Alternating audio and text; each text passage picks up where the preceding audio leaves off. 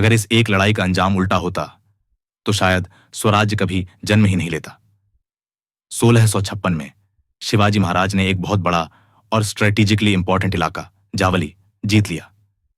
यह कोई साधारण जीत नहीं थी। घने जंगलों और दुर्गम घाटियों से घिरे इस क्षेत्र ने आगे चलकर उनके गुरिल्ला युद्धों की मजबूत नींव रखी। इस जीत के तुरंत बाद उन्होंने बीजापुर सल्तनत के अधीन कल्याण और भिवंडी जैसे इलाके भी अपने अधीन कर लिए, जो कि सीधे आदिलशाही सत्ता को चुनौती देने जैसा था। पर सवाल यह उठता है कि इतना सब कुछ होने के बावजूद बीजापुर दरबार ने कोई सख्त कदम क्यों नहीं उठाया।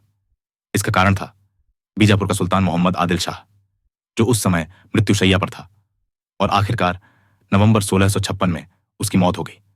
सुल्तान की मौत के बाद बीजापुर की सत्ता में जबरदस्त संघर्ष शुरू हो गया।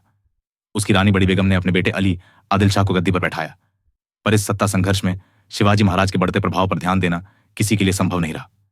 शिवाजी की फतहों से परेशान होकर बीजापुर दरबार ने उनके पिता शाहजी राजे को पत्र लिखा कि वे अपने बेटे को रोके, लेकिन शाहजी ने दरबार को सीधी बात कह दी, मेरा बेटा अब मेरी नहीं सुनता, आप जो चाहें करें, मैं नहीं रुकूंगा। अब बीजापुर दरबार के सामने शिवाजी का अंत करने के अलावा कोई रास्ता नहीं बचा था। इस काम के लिए चुना गया बीजापुर का सबसे क्रूर और अनुभवी सेनापति अफजल खान को। अफजल खान वाई का गवर्नर रह चुका था। उसे इस इलाके की हर घाटी, हर गांव, हर राह की जानकारी थी। दरबार में उसने घमंड से कहा, शिवाजी कौन है? उसे तो मैं जिंदा पकड़ कर लाऊंगा, वो भी बिना घोड़े से उतरे। इतिहास यह भी बताता है कि जब शिवाजी महाराज के पिता शाहजी राजे को कैद किया गया था तो अफजल खान ने ही उन्हें बेड़ियों में बांधकर बीजापुर की सड़कों पर जुलूस में घुमाया था। शिवाजी महाराज के बड़े भाई संभाजी राजे ने कनकगिरी किले पर घेरा डाला था, लेकिन अफजल खान ने समय पर शस्त्र और बारूद नहीं भेजा, जिसकी वजह से संभाजी राजे को जान गंवानी पड़ी।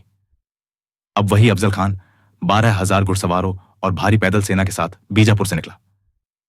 रास्ते में कई देशमुख, पाटिल और अन्य स्थानीय नेता डर या लालच में उसकी सेना में शामिल हो गए। जैसे जैसे वो आगे बढ़ता गया, उसकी फौज बढ़ती गई। वहीं तक पहुंचते पहुंचते उसके पास लगभग 35,000 की विशाल सेना थी। इसके मुकाबले शिवाजी महाराज के पास थे सिर्फ 12,000 घुड़सवार और 10,000 पैदल सैनिक। यह इस सीरीज का पहला भाग था। अगले पार्ट के लिए डिस्क्रिप्शन और पिन्ड कमेंट जरूर देखें। थैंक यू और सब्सक्राइब करना ना भूलें।